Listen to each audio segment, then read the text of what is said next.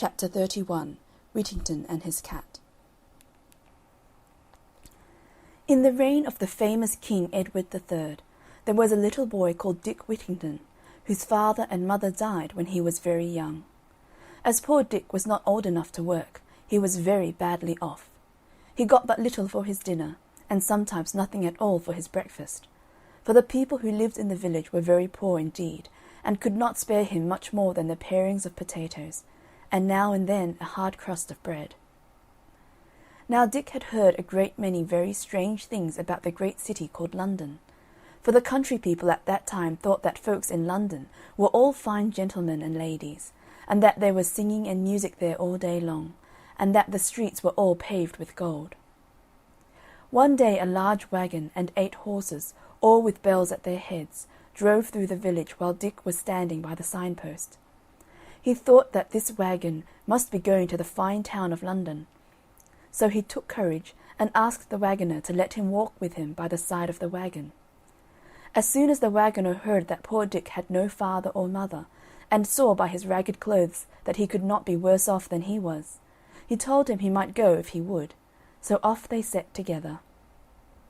So Dick got safe to London, and was in such a hurry to see the fine streets paved all over with gold, that he did not even stay to thank the kind waggoner, but ran off as fast as his legs would carry him, through many of the streets, thinking every moment to come to those that were paved with gold. For Dick had seen a guinea 3 times in his own little village, and remembered what a deal of money it brought in change. So he thought he had nothing to do but to take up some little bits of the pavement, and should then have as much money as he could wish for. Poor Dick ran till he was tired, and had quite forgot his friend the waggoner.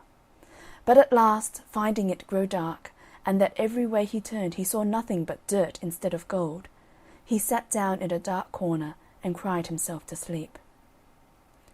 Little Dick was all night in the streets, and next morning, being very hungry, he got up and walked about, and asked everybody he met to give him a halfpenny to keep him from starving.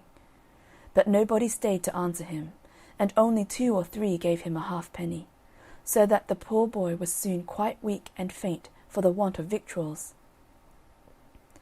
In this distress he asked charity of several people, and one of them said crossly, "Go to work for an idle rogue." "That I will," says Dick. "I will to go work for you if you will let me." But the man only cursed at him and went on. At last a good-natured looking gentleman saw how hungry he looked. "Why don't you go to work, my lad?" said he to Dick. "That I would, but I do not know how to get any," answered Dick. "If you are willing, come along with me," said the gentleman, and took him to a hayfield, where Dick worked briskly and lived merrily till the hay was made. After this he found himself as badly off as before, and being almost starved again, he laid himself down at the door of Mr. Fitzwarren, a rich merchant. Here he was soon seen by the cookmaid, who was an ill-tempered creature, and happened just then to be very busy dressing dinner for her master and mistress. So she called out to poor Dick, "What business have you there, you lazy rogue? There is nothing else but beggars. If you do not take yourself away, we will see how you will like a sousing of some dishwater.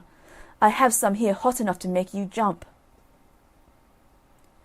Just at that time Mr. Fitzwarren himself came home to dinner, and when he saw a dirty ragged boy lying at the door, he said to him, "Why do you lie there, my boy?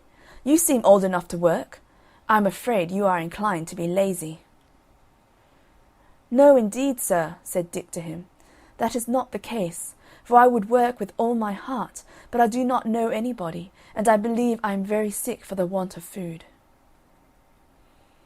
"Poor fellow, get up, let me see what ails you." Dick now tried to rise, but was obliged to lie down again, being too weak to stand, for he had not eaten any food for 3 days, and was no longer able to run about and beg a halfpenny of people in the street. So the kind merchant ordered him to be taken into the house, and have a good dinner given him, and be kept to do what work he was able to do for the cook. Little Dick would have lived very happy in this good family, if it had not been for the ill-natured cook. She used to say, "You are under me, so look sharp. clean the spit and the dripping pan, make the fires, wind up the jack, and do all the scullery work nimbly, or—" and she would shake the ladle at him. Besides, she was so fond of basting that when she had no meat to baste, she would baste poor Dick's head and shoulders with a broom, or anything else that happened to fall in her way. At last her ill usage of him was told to Alice, Mr. Fitzwarren's daughter, who told the cook she should be turned away if she did not treat him kinder. The behaviour of the cook was now a little better, but besides this Dick had another hardship to get over. His bed stood in a garret, where there were so many holes in the floor and the walls that every night he was tormented with rats and mice. A gentleman having given Dick a penny for cleaning his shoes, he thought he would buy a cat with it. The next day he saw a girl with a cat and asked her, "Will you let me have that cat for a penny?" The girl said, "Yes, that I will, master, though she is an excellent mouser." Dick hid his cat in the garret, and always took care to carry a part of his dinner to her, and in a short time he had no more trouble with the rats and mice, but slept quite sound every night. Soon after this his master had a ship ready to sail, and as it was the custom that all his servants should have some chance for good fortune as well as himself, he called them all into the parlour, and asked them what they would send out. They all had something that they were willing to venture except poor Dick, who had neither money nor goods, and therefore could send nothing. For this reason he did not come into the parlour with the rest, but Miss Alice guessed what was the matter, and ordered him to be called in. She then said, "I will lay down some money for him from my own purse." But her father told her, "This will not do, for it must be something of his own." When poor Dick heard this, he said, "I have nothing but a cat which I bought for a penny some time since of a little girl." "Fetch your cat, then, my lad," said Mr. Fitzwarren, "and let her go." Dick went upstairs and brought down poor Puss with tears in his eyes, and gave her to the captain. "For," he said, "I shall now be kept awake all night by the rats and mice." All the company laughed at Dick's odd venture, and Miss Alice, who felt pity for him, gave him some money to buy another cat. This and many other marks of kindness shown him by Miss Alice made the ill-tempered cook jealous of poor Dick, and she began to use him more cruelly than ever, and always made game of him for sending his cat to sea. She asked him, "Do you think your cat will sell for as much money as would buy a stick to beat you?" At last poor Dick could not bear this usage any longer, and he thought he would run away from his place. So he packed up his few things and started very early in the morning, on All Hallows Day, the 1st of November. He walked as far as Holloway, and there sat down on a stone, which to this day is called Whittington's stone, and began to think to himself which road he should take. While he was thinking what he should do, the bells of Bow Church, which at that time were only 6, began to ring, and their sound seemed to say to him, "Turn again, Whittington, thrice Lord Mayor of London." "Lord Mayor of London!" said he to himself. "Why, to be sure, I would put up with almost anything now to be Lord Mayor of London, and ride in a fine coach when I grow to be a man. Well, I will go back and think nothing of the cuffing and scolding of the old cook if I am to be Lord Mayor of London at last."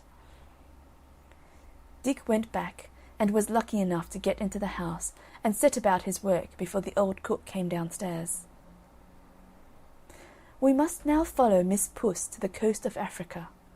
The ship with the cat on board was a long time at sea, and was at last driven by the winds on a part of the coast of Barbary, where the only people were the Moors, unknown to the English.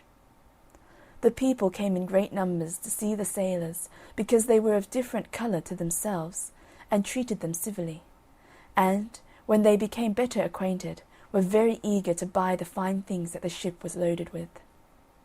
When the captain saw this, he sent patterns of the best things he had to the king of the country, who was so much pleased with them that he sent for the captain to the palace. Here they were placed, as it is the custom of the country, on rich carpets flowered with gold and silver. The king and queen were seated at the upper end of the room, and a number of dishes were brought in for dinner. They had not sat long when a vast number of rats and mice rushed in and devoured all the meat in an instant. The captain wondered at this, and asked if these vermin were not unpleasant. "Oh, yes," said they, "very offensive, and the king would give half his treasure to be freed of them, for they not only destroy his dinner, as you see, but they assault him in his chamber, and even in bed, so that he is obliged to be watched while he is sleeping, for fear of them." The captain jumped for joy. He remembered poor Whittington and his cat, and told the king he had a creature on board the ship that would dispatch all these vermin immediately. The king jumped so high at the joy which the news gave him that his turban dropped off his head. "Bring this creature to me," says he. "Vermin are dreadful in a court, and if she will perform what you say, I will load your ship with gold and jewels in exchange for her."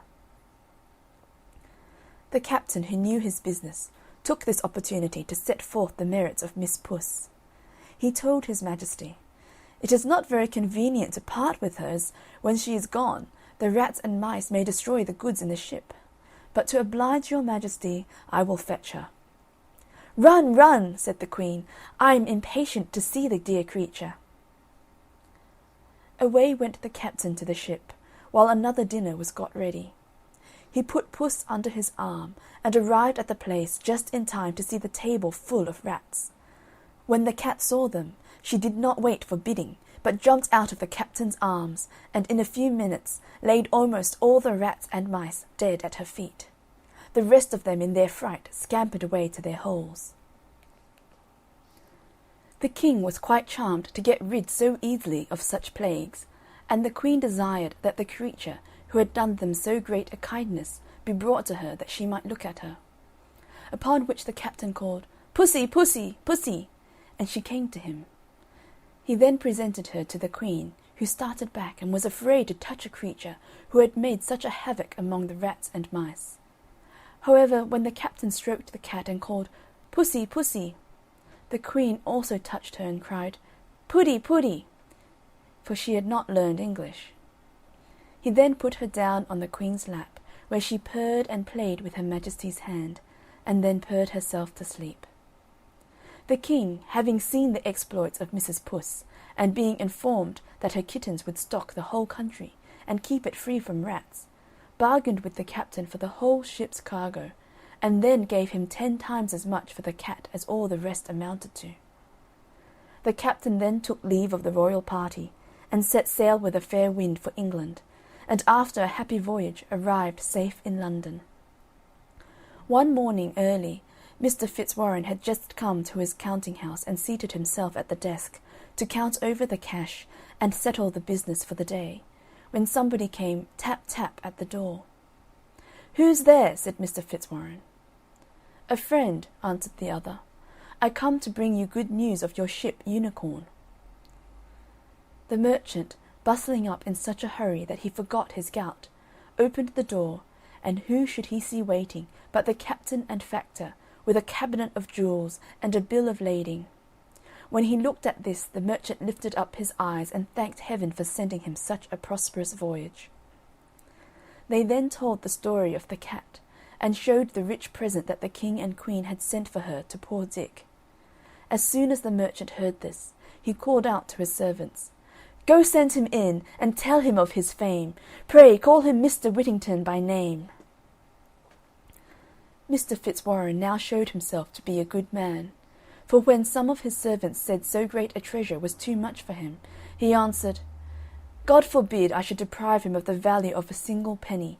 It is his own, and he shall have it to a farthing." He then sent for Dick, who at that time was scouring pots for the cook, and was quite dirty. He would have excused himself from coming into the counting-house, saying, "The room is swept, and my shoes are dirty and full of hobnails," but the merchant ordered him to come in. Mr. Fitzwarren ordered a chair to be set for him, and so he began to think they were making game of him, at the same time said to them, "Do not play tricks with a poor simple boy, but let me go down again, if you please, to my work." "Indeed, Mr. Whittington," said the merchant, "we are all quite in earnest with you, and I most heartily rejoice in the news that these gentlemen have brought you, for the captain has sold your cat to the King of Barbary, and brought you in return for her more riches than I possess in the whole world, and I wish you may long enjoy them." Mr. Fitzwarren then told the men to open the great treasure they had brought with them, and said, "Mr. Whittington has nothing to do but to put it in some place of safety." Poor Dick hardly knew how to behave himself for joy. He begged his master to take what part of it he pleased, since he owed it all to his kindness. "No, no," answered Mr. Fitzwarren. "This is all your own, and I have no doubt but you will use it well." Dick next asked his mistress, and then Miss Alice, to accept a part of his good fortune, but they would not, and at the same time told him they felt great joy at his good success. But this poor fellow was too kind-hearted to keep it all to himself. So he made a present to the captain, the mate, and the rest of Mr. Fitzwarren's servants, and even to the ill-natured old cook. After this, Mr. Fitzwarren advised him to send for a proper tailor and get himself dressed like a gentleman, and told him he was welcome to live in his house till he could provide himself with a better. When Whittington's face was washed, his hair curled, his hat cocked, and he was dressed in a nice suit of clothes, he was as handsome and genteel as any young man who visited at Mr. Fitzwarren's, so that Miss Alice, who had once been so kind to him, and thought of him with pity, now looked upon him as fit to be her sweetheart, and the more so, no doubt, because Whittington was now always thinking what he could do to oblige her, and making her the prettiest presents that could be. Mr. Fitzwarren soon saw their love for each other, and proposed to join them in marriage, and to this they both readily agreed. A day for the wedding was soon fixed, and they were attended to church by the Lord Mayor, the Court of Aldermen, the sheriffs, and a great number of the richest merchants in London, whom they afterwards treated with a very rich feast. History tells us that Mr. Whittington and his lady lived in great splendour, and were very happy. They had several children. He was Sheriff of London, thrice Lord Mayor, and received the honour of knighthood by Henry V. He entertained this king and his queen at dinner after his conquest of France so grandly that the king said, "Never had prince such a subject." When Sir Richard heard this, he said, "Never had subject such a prince." The figure of Sir Richard Whittington with his cat in his arms, carved in stone, was to be seen till the year 1780 over the archway of the old prison of Newgate, which he built for criminals. End of chapter 31. Whittington and his cat.